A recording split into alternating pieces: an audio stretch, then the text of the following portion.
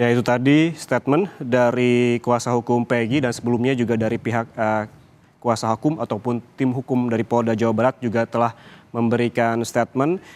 Paling tidak ada poin-poin penting yang bisa diambil dari kuasa hukum dari Peggy Setiawan yang disebutkan statementnya tadi menyebutkan bahwa penetapan tersangka terhadap Peggy Setiawan terbilang janggal begitu yang disebutkan, dan juga mempertanyakan mengapa penetapan tersangka dan juga pengejaran Peggy dan memasukkan Peggy sebagai DPO ini baru sekarang mengingat Peggy Setiawan tidak pernah berpindah rumah. Kemudian kuasa hukum Peggy juga menyebutkan belum pernah diperiksa Peggy ini sebagai tersangka tetapi masuk dalam DPO. Dan sebelumnya tim hukum dari Polda Jawa Barat juga memberikan statement terkait dengan alibi-alibi terkait tempat tinggal dan lain-lain yang dibantah juga di dalam persidangan.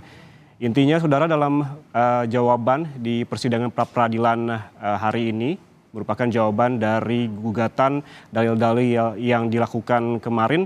Ini menolak semua dalil-dalil yang disebutkan oleh tim kuasa hukum dari Peggy Setiawan.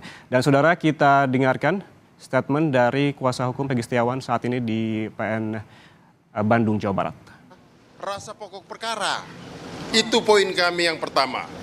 Selanjutnya lagi, bahwa di dalam jawaban pihak termohon menegaskan bahwa DPO itu telah dibuat pada tahun 2016. Ironisnya 2016 mereka sudah membuat, kemudian di 2016 juga mereka sudah datang ke rumah pemohon, dalam hal ini Peggy Setiawan, mengambil foto. Tapi yang kita tangkap bahwa di dalam daftar pencarian orang sama sekali tidak pernah dicantumkan foto. Kemudian jawaban lagi pihak termohon menegaskan di situ bahwa telah dicocokkan fotonya oleh ahli Inavis itu pada saat tahun 2024. Pertanyaan kami sederhana sekali, kenapa di 2016 tidak dilaksanakan itu? Kemudian bukti yang kami selama ini duga ternyata sesuai dengan prediksi kami. Artinya apa? Alat bukti yang diajukan oleh termohon, yang pertama adalah saksi, yang kedua adalah ahli, yang ketiga adalah bukti surat. Kalau saksi itu ada 64 yang ternyata diperiksa di BAP, tapi ternyata yang menguntungkan si pihak termohon hanya 13 orang. Itu nanti kami akan sikapin. Kemudian lagi selanjutnya yang menyangkut keterangan ahli.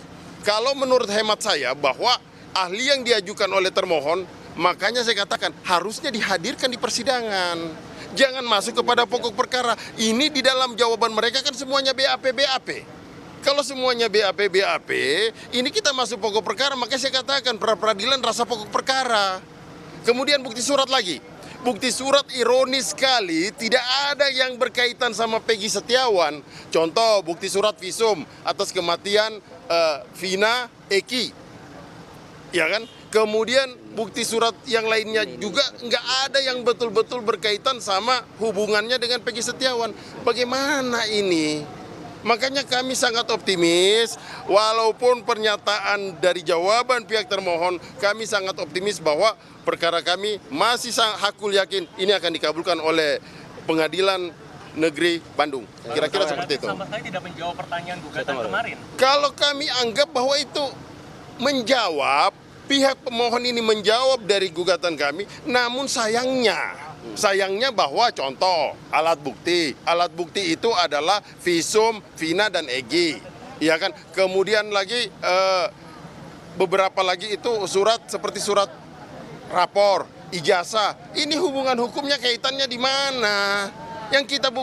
Yang kita butuhkan adalah bahwa Peggy Setiawan adalah peron, itu yang harusnya mereka konstruksikan. Ini kan tidak ada. Hanya keterangan saksi ini, saksi itu. Tapi saksi yang perlu harus diingat bahwa di dalam penyidikan pihak termohon, Polda Jawa Barat tidak ada kok dilakukan BAP konfrontir. Seharusnya BAP itu harus ada. Jadi ketika Peggy Setiawan menolak keterangan saksi itu dihadirkan, ayo dipertemukan, kemudian ayo diperiksa. Tapi faktanya ini tidak ada. Bagaimana kita mau mengukur kebenaran saksi itu? Ya kan? Selanjutnya lagi, di dalam pelaku-pelakunya ini semua, itu banyak berlatar belakang Sudirman.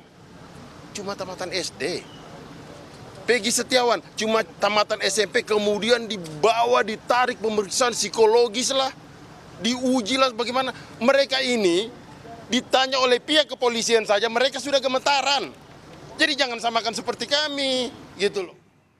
Itu tadi statement dari kuasa hukum Peggy Setiawan yang menyebutkan kejanggalan dari keterangan ataupun jawaban yang diberikan oleh kuasa hukum Polda Jabar tadi dalam persidangan, termasuk terkait dengan di tahun 2016 di mana posisi Peggy Setiawan ada berada di Bandung dan juga alat bukti yang ada di persidangan termasuk ada saksi, ahli dan juga surat-surat yang dipertanyakan oleh kuasa hukum dari Peggy Setiawan. Dan yang paling ditekankan oleh kuasa hukum Peggy menyebutkan optimismenya akan gugatannya dikabulkan oleh majelis hakim apabila melihat alat bukti yang meragukan saksi, ahli dan juga surat yang dibacakan tadi di dalam persidangan. Saudara, sidang pra-peradilan Peggy Setiawan pada siang ini akan dilanjutkan pada replik pada pukul 14 waktu Indonesia Barat dan juga duplik pada pukul 16 waktu Indonesia Barat. Dan saudara jangan kemana-mana, Breaking News Kompas TV akan kembali sesaat jeda.